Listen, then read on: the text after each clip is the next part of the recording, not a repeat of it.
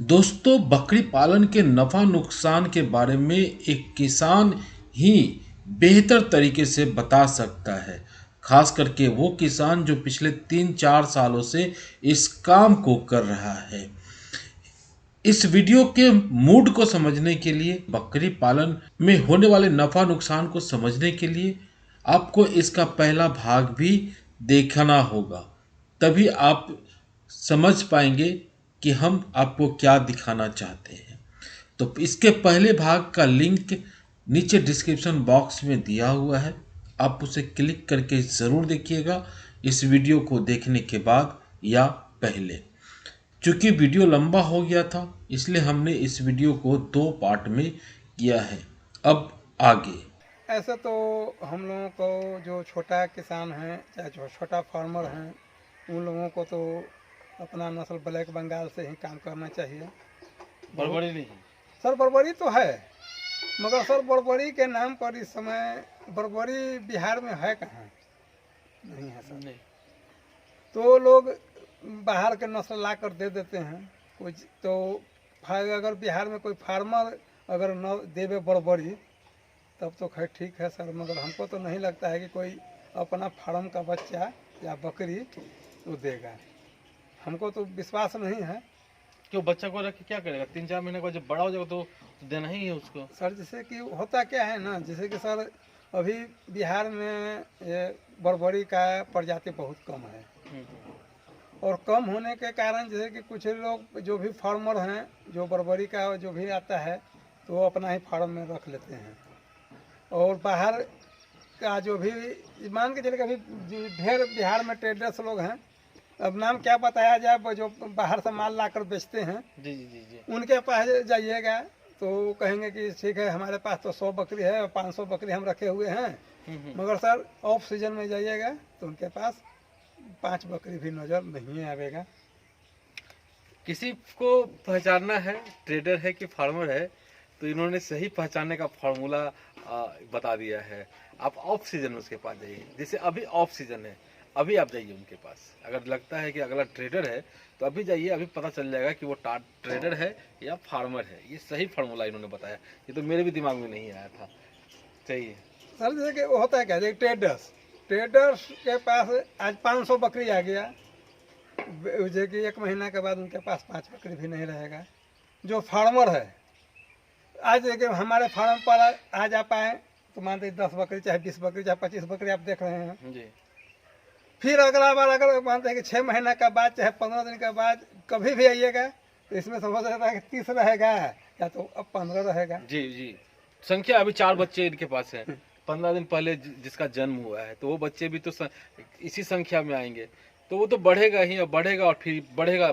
बच्चा बड़ा होगा तो इसे सेल करेंगे तो वो घटेगा। तो ये चलता रहता है, रोटेशन यही चलता रहता है।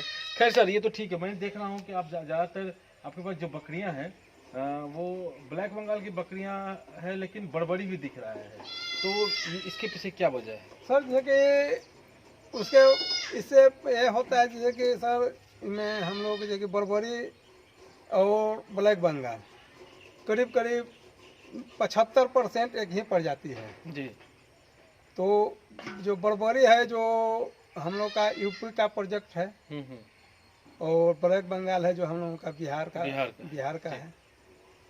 तो बच्चा देने में दोनों करीब करीब सेम है जी।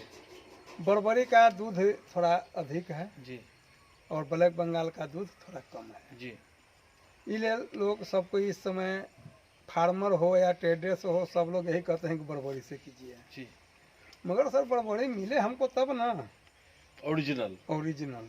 सही बात है। ओरिजिनल बर्बरी की पहचान क्या है? सर देखिए ओरिजिनल बर्बरी का पहचान लोग तो ढेर कहते हैं कि कान नहीं, कान खड़ा होना चाहिए तो रॉकेट कान बोलते हैं। हाँ, तो कान तो खैर ठीक है मगर उसका 2-3 गो पहचान है।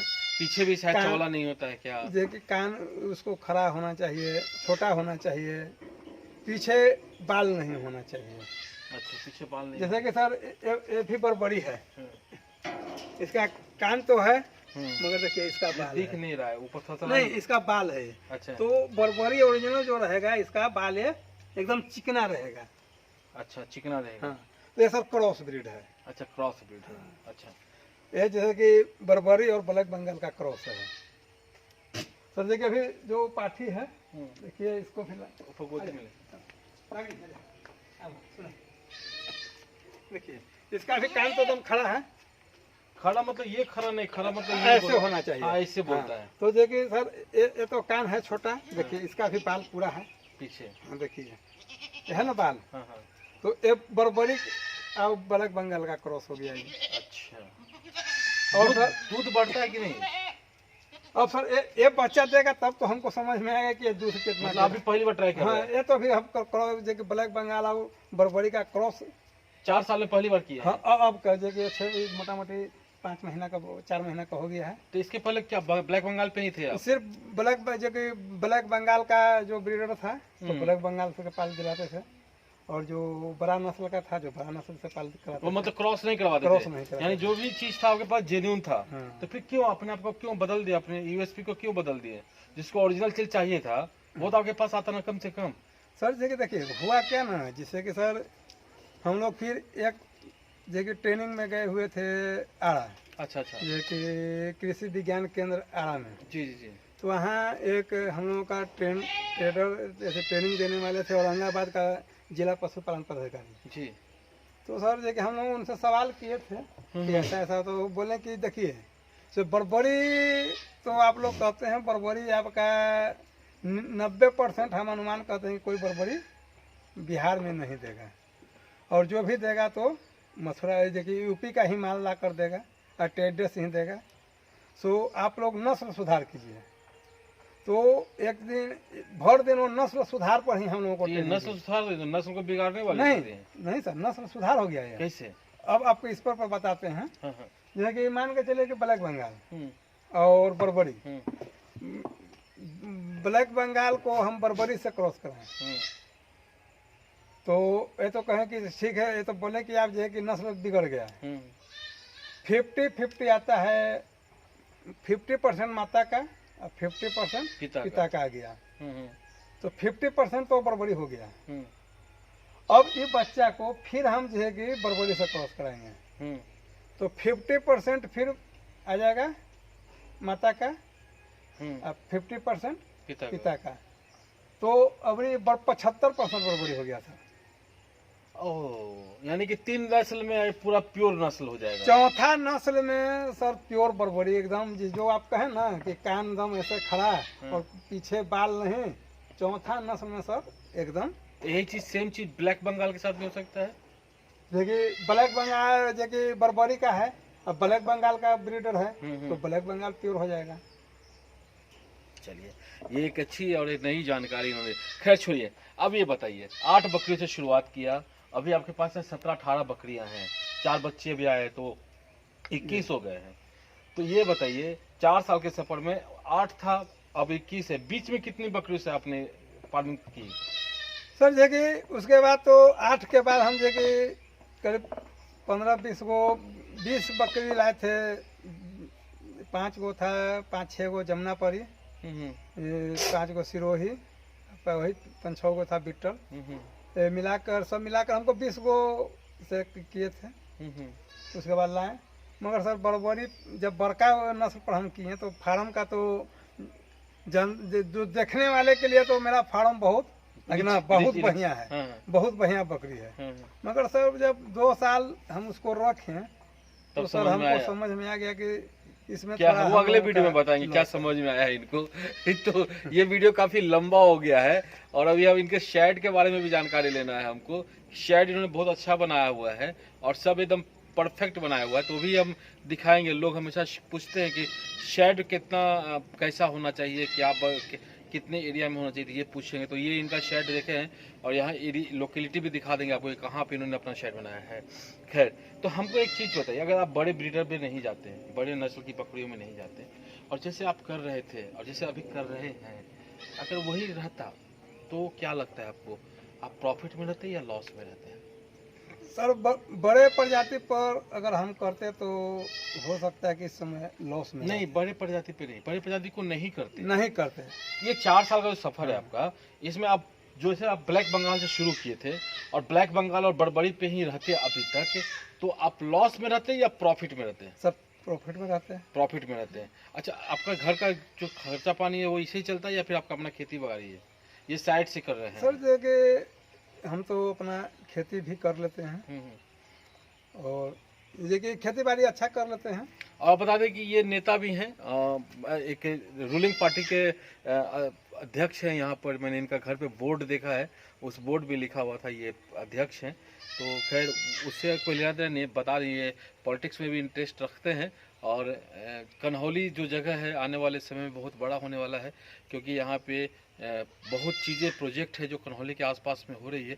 तो नेचुरली इनका गांव, और जिस गांव से हम आए हैं सदीसोपुर से होते हुए हम आए हैं, तो काफ़ी प्राचीन टाइप का सदीसोपुर का जो इमारत की जो बनावट हमने देखी है, तो लग रहा है कि सदीसोपुर काफ़ी प्राचीन जगहों में से एक है। और वो इमारत वगैरह तो काफ़ी अच्छे जगह पे ये रहते हैं और यहाँ पर ये फार्मिंग कर रहे हैं। चारों तरफ खुला वातावरण है और इसमें ये फार्मिंग कर रहे हैं। और इन्होंने कबूल किया है कि अगर ये बड़बड़ी, ब्लैक बंगाल और बड़बड़ी से फार्मिंग कंटिन्यू रखते तो ये प्रॉफिट में रहते हैं। लेकिन जब ये दूसरे नस्ल की बकरियों में गए तो उसमें इंटरेस्ट इन्होंने जगाया। लोगों ने बताया होगा, हो सकता है होता है कि कभी कभी आपके सलाह देने वाले हितैषी दुश्मन भी हितैषी बन के चले आते हैं और वो आपको सलाह देते हैं और आपको वो मिसगाइड कर देते हैं। तो ऐसे हितैषी, ऐसे सलाह देने वालों से बचिए जो कभी आपके सामने नहीं आए। जब आप उन्नति करने लगे तो कहीं से टपक पड़े और आपको सलाह देना शुरू किया और आप उनकी बात मानना शुरू कर दिए, वो आपको पतन की ओर लेकर के जाएंगे, उन्नति की ओर नहीं ले जाएंगे। वहीं से आपका, उनकी बात जब से आपने मानना शुरू किया तब से आपका उन्नति का मार्ग जो है अवरुद्ध हो जाएगा। खैर ये अलग बात है। तो मनोज सर, मतलब टोटली में ये आप सलाह देते हैं लोगों को कि ब्लैक बंगाल और बड़बड़ी नस्ल की बकरियों से फार्मिंग करें, हैं? जी बोलिए खुल के जी बोलिए। जी है कि ये लेल कि ब्लैक बंगाल और बड़बड़ी से ही करेंगे तो देखिए इसमें होता है क्या, बच्चा उत्पादन ज़्यादा क्षमता है। जो कि 13 से 14 महीना में 2 बार बच्चा भी दे देगा। 2 साल में 3 टर्म एक तरह से हो जाता है। हाँ 2 साल में 3 टर्म आप बच्चा ले सकते हैं, मतलब 6 बकरियाँ। हाँ 6 बच्चे आप ले। लोग बोलते हैं कि 1 साल में नहीं होता, 14 महीना।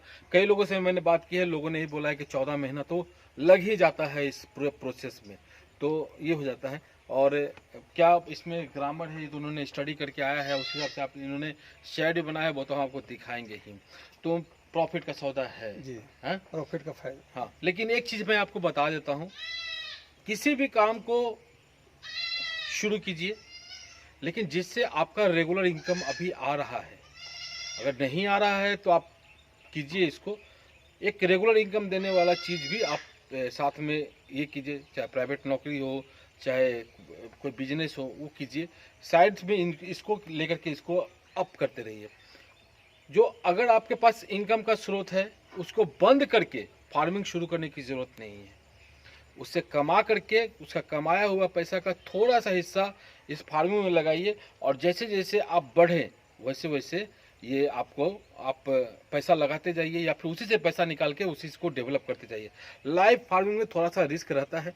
लाइव फार्मिंग है ये, जीवन से संबंधित है तो थोड़ा सा रिस्क रहता है, उस चीज़ को भी आपको मानना होगा। तो वीडियो देख करके कोई भी निष्कर्ष लेने की ज़रूरत नहीं है। वीडियो देख करके आपको आइडिया मिला है, अब स्टडी कीजिए, 2-4 ऐसे किसान से मिलिए, बात कीजिए, 2-4 ट्रेडर से मिलिए, बात कीजिए, और जब आप सही निर्णय लेने लायक हो जाए तब आप घर में मिल बैठ करके निर्णय लीजिए, बोलिए कि हम ये काम करना चाहते हैं। अगर वो भी सहमत करते हैं तो आप शुरू कीजिए। तो हम आपको लगातार रोजगार के अवसर के बारे में बताते रहते हैं। अगर वीडियो अच्छा लगा हो तो लाइक कीजिए, शेयर कीजिए, सब्सक्राइब कीजिए हमारे चैनल को। आपका प्यार हमें मिलता रहे, इसके लिए वीडियो को लाइक करना, सब्सक्राइब करना ज़रूरी बनता है। तो हम फिर मिलेंगे अगले अपडेट में। तो इंद्रसेन का प्यारा नमस्कार, जय हिंद। और हाँ, उससे पहले मनोज सर, आपने हमें अपना समय दिया, उसके लिए आपका बहुत बहुत धन्यवाद।